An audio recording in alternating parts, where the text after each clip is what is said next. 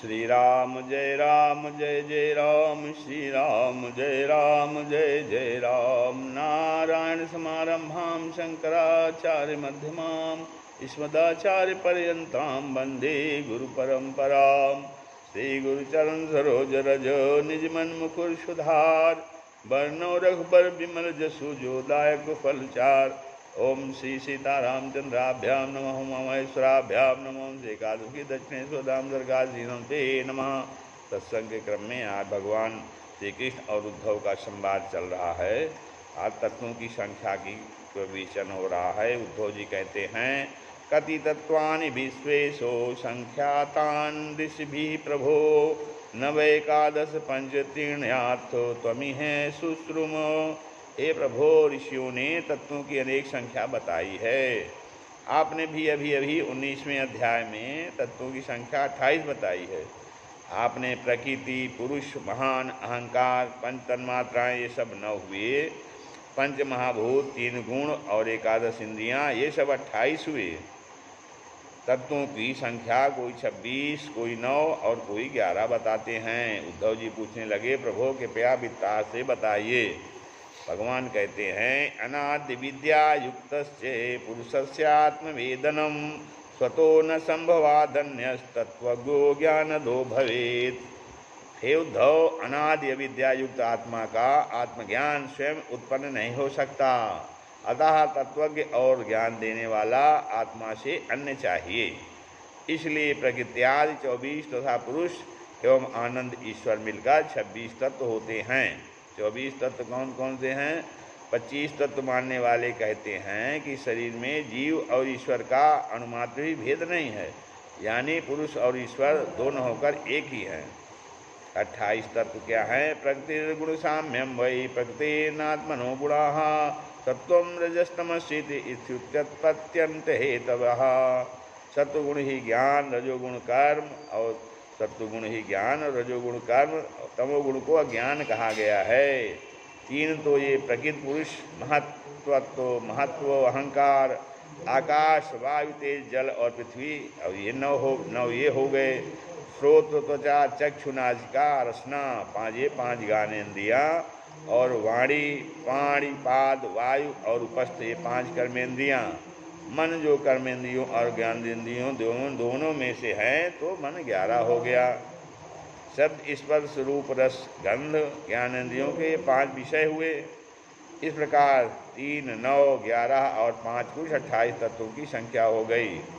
अब 7 तत्व कौन कौन से हैं? आकाश, वायु, तेज, जल और पृथ्वी ये 5 भूत, और 6वां जीव और 7वां परमात्मा। ये 7 तत्व हैं जो 7 तत्व मानते हैं। 6 तत्व मानते हैं, आकाश, वायु, तेज, जल और पृथ्वी, भूत, 5वां भूत और 6वां परमात्मा।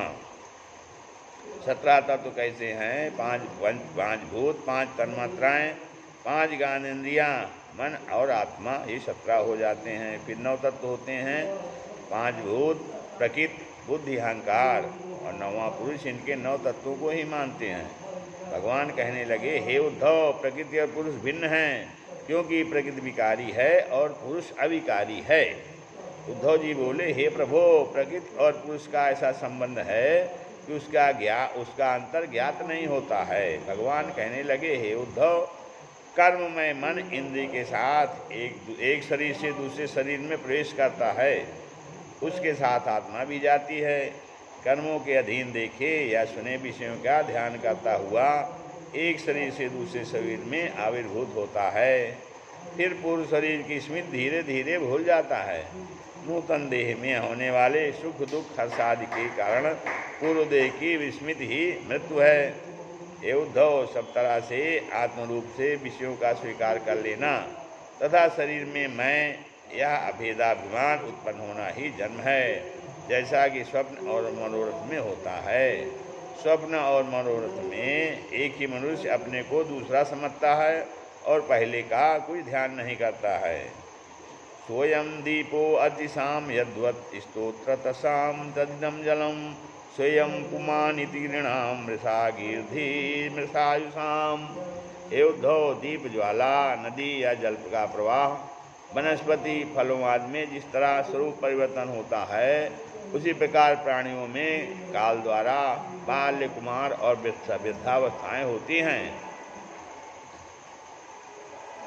हे उद्धव, जिस तरह दीप ज्वाला को देखकर यह दीप है ऐसा कहते हैं या समझते हैं, जल प्रवाह को भी उसी नाम से पुकारते हैं, इसी तरह प्रतिक्षण नाश होने वाली देह के विषय में भी यह वही आदमी है यह कहा जाता है।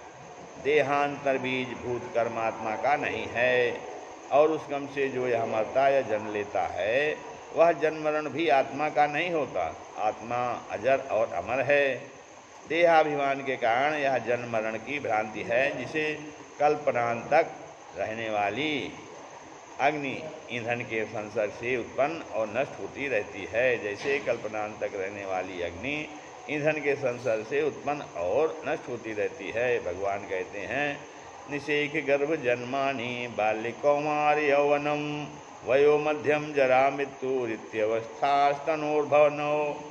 हे उद्धव, शरीर की गर्भ प्रवेश, वृद्धि, जन्म, बाल्यावस्था, कौमार, तरुण, मध्यमावस्था, जरा और मृत्यु 9 अवस्थाएं मनोरथमय देह की हैं, लेकिन प्रकृति पुरुष ज्ञान न रहने के कारण उनको अपनी ही समझता है।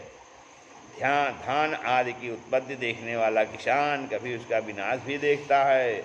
इसी प्रकार जन्म मरण देखने वाला विद्वान अलग है। इस तरह मूर्ख विषयों को ही तत्व समझकर उनसे मोहित होकर संसार में चक्कर लगाता रहता है। जीव सात्विक कर्मों से देवता और ऋषि योनियों में राजस से मनुष्य और असुर योनियों में और तामस कर्मों से भूत तथा तिर्यक योनियों में भ्रमण करता है। हे उद्धव, जैसे गाने वाले या नाचने वालों को देखकर मनुष्य न चाहते हो पर चाहने पर भी उसी का अनुकरण करने लगता है, उसी प्रकार आत्मा भी वृद्धि के गुणों के प्रभाव से अनुकरण करती है। हे उद्धव, पानी के बहने के कारण नदी के किनारे के पेड़ चलते हुए से दिखाई देते हैं, या घूमने वाले को आसपास की वस्तुएं घूमती हुई दिखाई देती हैं। हे उद्धव, मनोरथ की विधि के विषयानुभाव जैसे मिथ्या हैं, या स्वप्न में देखे पदार्थादि मिथ्या हैं, वैसे ही आत्मा को संसार मिथ्या है। यद्यपि विषयानुभव रूप संसार नहीं है, फिर भी विषय का ध्यान करने वाले का भ्रम दूर नहीं होता। जैसे कि स्वप्न में स्वर शिरच्छेदादि अनर्थ का अनुभव होता है। ध्यायतो विषयानस्य स्वप्ने अनर्थागमो यथा, जो सपने सिर काटै कोई, जो सपने सिर काटै कोई, बिनु जागे न दूरी दुख होई, बिनु जागे न दूरी दुख होई। यह सब सोचकर हे उद्धव, बहिर्मुख इंद्रियों से विषयों का भोग मत करो, और इस द्वैत प्रपंच को आत्मा का स्वरूप ज्ञान न होने के कारण उत्पन्न भ्रम रूप समझो। दुष्ट लोगों द्वारा आक्षेप करने पर, अपमान करने पर, फंसाने पर, ईर्ष्या करने पर, मारने पर, बांधने पर, भोजन छीन लेने पर, थूकने पर, यानी किसी प्रकार का त्रास देने पर भी अपना कल्याण चाहने वाले को किसी से द्वेष भाव नहीं रखना चाहिए। परमात्मा पर अटल विश्वास करके निर्लेप होकर अपना उद्धार करना चाहिए। उद्धव जी कहते हैं, यथैव मन बुद्धेयम बदनो बदतांबरो सुदुः महसामिमं मन्ये आत्मन्या सदतिक्रमम्। हे वक्ताओं में शेष प्रभो, आपने जैसे बताया है, इस प्रकार से दुष्टों द्वारा तिरस्कृत होने पर भी जीवित रहना बड़ा कठिन है। ऐसा किस प्रकार हो सकता है, कृपया आप समझाइए। भगवान कहते हैं, बारहस्पति वैनात्रे साधुर्वै दुर्जनैरितैः दुरुक्तैर्भिन्नमात्मानं यः सा समाधातुमीश्वरः न तथा तप्यते विद्धाः पुमान् बाणैः सुमर्मगैः यथा तुदन्ति मर्मस्थायस्तां परुषे खवः। पहला, हे बृहस्पति के शिष्य उद्धव, इस श्लोक में वह साधु पुरुष कोई नहीं है जो दुष्टों के द्वारा कहे गए कुवाक्यों से क्षुभित मन को शांत करने में समर्थ हो सके। नर भेदी बाणों से मनुष्य जैसा वैसा पीड़ित नहीं होता, जैसा कि दुष्टों के मर भेदी वाक्य रूपी बाणों से होता है। हे उद्धव, इस संबंध में मैं तुमको एक पुण्यमय इतिहास बता रहा हूँ, सावधान होकर सुनिए। यह इतिहास दुर्जनों द्वारा अपमानित, उसे केवल अपने कर्मों का फल मात्र ही समझने वाले एक धैर्यशाली भिक्षुक के द्वारा कहा गया है। भगवान कहते हैं, अवंतिषु द्विजा कश्चित् दासीदाढ्यतमः क्रिया वार्तावृत्ति कदर्यस्तु कामी लुब्धोति कोपनः। हे उद्धव, अवंती नगरी में अर्थात उज्जैन में कोई एक श्रीमान ब्राह्मण रहता था। व्यापार उसकी वृत्ति थी। वह कामी, लोभी, क्रोधी तथा कृपण था। ज्ञानी और अतिथियों का उसने कभी शब्दों से में भी सत्कार नहीं किया था। अपने घर में स्वयं भी समय पर उस धन से उसने विषयों का उपभोग नहीं किया था। इसी कारण उस कृपण ब्राह्मण से उसकी स्त्रियां, पुत्र, पुत्रियां और बंधु बांधव सभी द्वेष करते थे। वे उससे नाराज होकर कभी उसका हित नहीं करते थे। धर्म काम से रहित, लोक परलोक से भ्रष्ट उस ब्राह्मण से पंचयज्ञ भागी देवता कुपित हो गए। उनके अनादर कारण उसके सारे पुण्य नष्ट हो गए। जो धन उसने बड़े यत्न से संग्रह किया था, उसमें से कुछ तो ज्ञानियों अर्थात चतुर ने छीन लिया, कुछ चोरों ने छीन लिया और कुछ राजा द्वारा छीन लिया गया। अपने सुजनों से, धर्म काम से रहित उस कृपण का पैसा नष्ट हो जाने पर उसे स्वजनों ने त्याग दिया। तब चिंतित रहने लगा। एक दिन सोचने लगा, हाय, मैंने व्यर्थ में ही अपने को आपत्ति में डाला। मैंने उस धन से ना तो धर्म किया, ना भोग ही किया, क्योंकि कृपण के धन की वास्तव में ऐसी ही क्रिया होती है। प्रायणाथा कदर्याणाम न सुखाए कदाचन ही चात्मोपतायाय पाए मृतस्य नरकाय चा। प्रायः कृपण का धन कभी सुख देने के लिए नहीं होता। वह यहाँ तो दुख का और मरने पर नरक का कारण बनता है। धन का लोभी क्या होता है? लोभाविष्टो नरो वित्तम वीक्षते नैव पादपम नैव चापदम दुग्धम पश्यति मार्जारो यथा न लगुड़ाहत्यम। लोभी धन को ही देखता है, आपत्ति को नहीं देखता है। बिल्ली दूध देखती है, डंडे को नहीं देखती है। यशस्वी लोगों के, शुद्ध या ज्ञानी लोगों के श्लाघनीय गुणों को थोड़ा सा भी लोभ ऐसे नष्ट कर देता है। कैसे? लोभा स्वल्पोपितान हंति सृष्टो रूपमिवेक्षितम।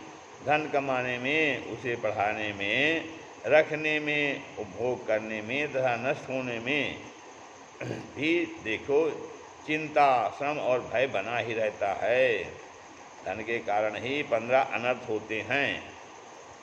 इष्टेयम हिंसान्तम दंभा कामा क्रोधो स्मयो मदः एदो वैरम विश्वासा संस्पर्धा व्यसनानि च एते चतुर्दशानर्था हि अर्थ मूला मता नृणाम तस्मादनर्थमर्थाख्याम श्रेयो अर्थी दूरा तस्तजेत। धन कमाने में चोरी, हिंसा, झूठ, दंभ, काम, क्रोध ये 6 अनर्थ होते हैं। धन कमाने में क्या क्या अनर्थ होता है? चोरी करना, चोरी, हिंसा, झूठ, दंभ, काम और क्रोध, ये अनर्थ होते हैं। फिर कमाने के पश्चात अभिमान, मद, फूट, बैर, अविश्वास, स्पर्धा, स्त्री, झूठ और मध्य 9 होते हैं। इस प्रकार 6 + 9 अर्थात 15 अनर्थ हो गए। प्रेमी भाई, स्त्री, माता पिता और सिद्धादि सभी पैसे के कारण ही शत्रु बन जाते हैं।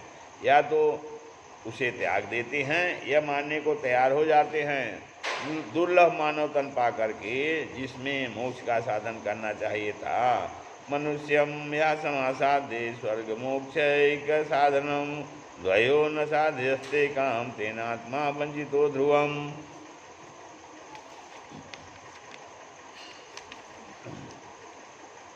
मनुष्य शरीर पाकर प्राणी यदि मोक्ष का साधन नहीं बनाता तो स्वयं को ही धोखा देता है। बड़े भाग्य मानुष तन पावा सुर दुर्लभ सब ग्रंथ निगावा साधन धाम मोक्ष कर द्वारा पाई न जहीं परलोक संवारा। इससे सोचने लगा कि भगवान मुझ पर बहुत प्रसन्न है जो मुझे इस दशा में पहुंचाया है। मैं अब तपस्या करके अपने शरीर को सुखा डालूंगा। यदि मेरी आयु कुछ दिनों शेष है तो मैं भी महाराज खट्वांग की भांति, जिसने 2.5 घड़ी में ही मुक्ति प्राप्त कर ली थी, उसी तरह मैं भी अपना कल्याण कर लूँगा। ऐसा निश्चय करके उसने मैं मेरे की गांठ को खोल करके अवधूत वेश धारण कर मौन धारण कर सन्यासी बन गया। अब वह केवल भिक्षा को ही की बस्ती में जाता। बस्ती के लोग उसे फटकारते, दुत्कारते, ऊपर थूक देते, मलमूत्र त्याग कर देते, दंड और कमंडल छीन लेते, कभी कभी पागल समझकर रस्सी से बांध ही देते। कोई कहता ढोंगी है, बदमाश चोर है, बदमाश चोर डाकू है, धर्म का ढोंग करता है।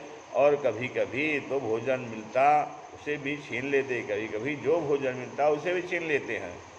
तब वह सोचता यह मेरे पूर्व जन्म के कर्मों का ही फल है। पूर्व जन्म के पंथ कृतम पापम व्याधि रूपेण जायते, पूर्व जन्म कृतम पापम व्याधि रूपेण जायते। इस तरह वह मनुष्य कष्टों को झेलता रहता, परंतु प्रारब्ध जानकर उसके मन में कोई विकार नहीं आता। और जब मनोविकार नहीं है तब कष्ट केवल शरीर को ही होते हैं। अजातस्य हि पुत्रस्य कथम नाम प्रवर्तते, खाते ही तरागे च पृष्ठो अधरः। जब पुत्र उत्पन्न ही नहीं हुआ है तो उसका नामकरण कैसे हो सकता है? और जिस तालाब में पानी ही नहीं है उसमें मगर कैसे प्रविष्ट हो गया? इसी प्रकार सोचते हुए उसने एक गीत गाया जो भिक्षु गीत के नाम से जाना गया। इस गीत में 16 श्लोक हैं। इस गीत का प्रथम श्लोक यह है कि नायम जनों में सुख दुख हेतु न देवतात्मा ग्रह कर्म काला, मना परम कारण माम न मनंती संसार चक्रम परिवर्तयति। ये लोग मेरे सुख दुख के कारण नहीं हैं, न देवता, नगरी कर्म, नगरी आत्मा इसका कारण है। इसका कारण संसार चक्र को परिवर्तित करने वाला मन ही है। विष्णु पुराण में मन को ही बंधक का कारण कहा गया है। मन एव मनुष्याणाम कारणम बंध मोक्षयो हो। मनोरथों की पूर्ति गरीब से लेकर राजा महाराजा इंद्र को भी नहीं होती। मनोरथों की पूर्ति गरीब मने दीन से लेकर राजा महाराजा इंद्र की भी नहीं होती है।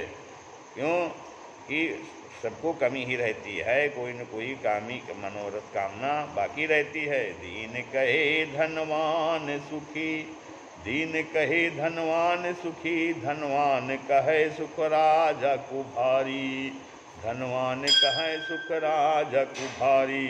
राजा कहे महाराजा सुखी, राजा कहे महाराजा सुखी, महाराजा कहे सुख इंद्र कुभारी, महाराजा कहे सुख इंद्र कुभारी। इंद्र कहे मोते ब्रह्मा सुखी, इंद्र कहे मोते ब्रह्मा सुखी, और ब्रह्मा कहें सुख विष्णु कुभारी, और ब्रह्मा कहें सुख विष्णु कुभारी। तुलसीदास विचार कहें प्रभु नाम हरि बिन, प्रभु नाम हरि बिन सब जीव दुखारी।